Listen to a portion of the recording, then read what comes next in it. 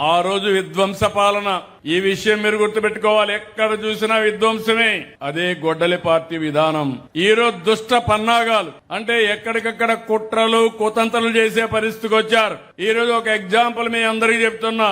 చరిత్రలో మనందరం ఒకసారి చదువుకున్నాం. నరకాసురుడిని చంపితే దీపావళి చేసుకుంటున్నాం. ఏ సంవత్సరం నరకాసురుడిని చంపారో మీరు చెప్పగలుగుతారా? కానీ ప్రతి సంవత్సరం దీపావళి చేస్తున్నారా లేదా అని అడుగుతున్నా. చేస్తున్నాం చేతుల పైకెత్తండి.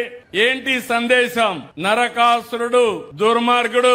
అలాంటి నరకాసురుడిని చంపి ధర్మాన్ని రక్షించారు, ప్రజల్ని కాపాడారనే ఉద్దేశంతో మనం చేసే పరిస్థితికి వచ్చాం. ఎప్పుడు కూడా చెడుని గుర్తుపెట్టుకోవాలి, చెడుని ఖండించాలి, మళ్లీ చెడు చేసే వ్యక్తులకు దూరంగా ఉండాలి. అట్లా కాకుండా మీరు చేస్తే చాలా సమస్యలు వస్తాయి. ఈ మధ్య కాలంలో చెప్పాను, నేను ఇప్పుడుండే ప్రతిపక్షాన్ని గొడ్డలి పార్టీ అంటున్నా. మీరందరూ ఆమోదిస్తారా లేదా గొడ్డలి పార్టీ అనేదాన్ని?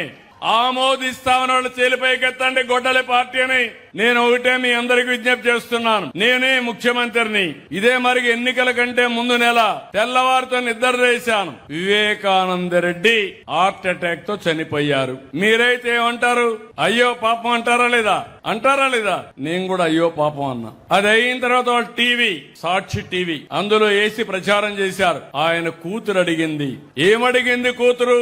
మా నాన్న చనిపోయాడు, ఎట్లా చనిపోయాడో తెలుసుకోవాలి కాబట్టి పోస్ట్ మార్టం చేయమని. అప్పుడు పోస్ట్ మార్టం చేశారు. అప్పటికే కుట్లన్నీ వేసి బాక్స్ లో పెట్టి అంత్యక్రియలు తీసే పరిస్థితికి వచ్చారు. అప్పుడు అడిగిన తర్వాత మొత్తం ఇప్పితే గొడ్డలితో తలంతా కూడా నరికేశారు. రూమ్ అంతా రక్తం, బాత్రూమ్ అంతా రక్తం. అక్కడి నుంచి అది చూసిన తర్వాత వీళ్ళంతా కూడా నాటకాలు మార్చేశారు. మా నాన్న చనిపోయాడు, చంపేశారు. ఇప్పుడు పెద్ద దిక్కు ఒకే చిన్నాన్న, ఈయన్ని కూడా చంపేశారన్నారు. మీరు కూడా నమ్మేశారు. ఆ అమ్మాయిని మోసం చేశారు. మోసం చేసి ఆ అమ్మాయి అంత్యక్రియలు చేస్తా ఉంటే ఎంత బాగా చేశాడు మా అన్నయ్య అనుకుని అంతకులు నమ్మే పరిస్థితికి వచ్చింది. అంటే మభ్య పెట్టేయడం.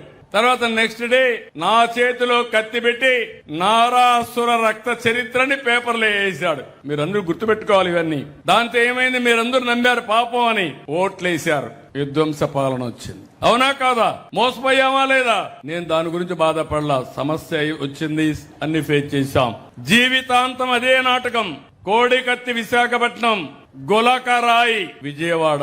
ఆయనే ఏపించుకోవడం, తర్వాత దాన్ని సింపతి తెప్పించుకోవడానికి వాళ్లే ఖండించడం.